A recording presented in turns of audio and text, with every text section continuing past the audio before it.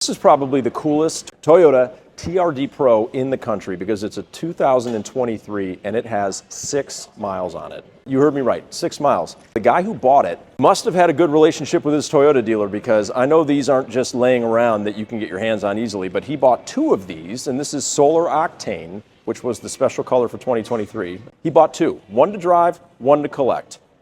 Somehow, some way, we came across the one to collect, and now we own it.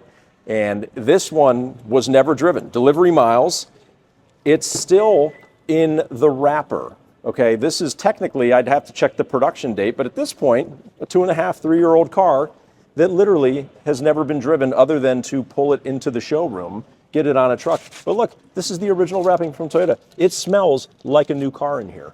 New car smell on a 2023. And you can see right there, it still has 6 miles. I mean, it's just unbelievable. I've never seen anything like it.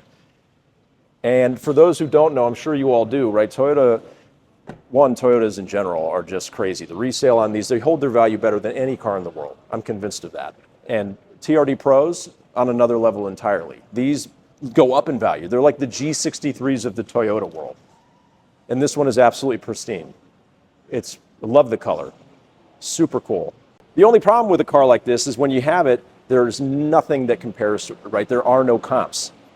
I'm sure you can find other low-mile 2023 Toyota TRD Pros out there, but you're not going to find one with anywhere near 6 miles on it. So if you're a collector or you appreciate TRDs and you want the old gen, right, because I know not everybody's in love with the new one, this is maybe the coolest TRD out there in the world. And it even looks like it's got a little clear film on the front of the hood. So there you go. It's got a quarter kit clear film. So this thing is ready. Don't have to clear film it, right? Maybe you slap a little ceramic on it.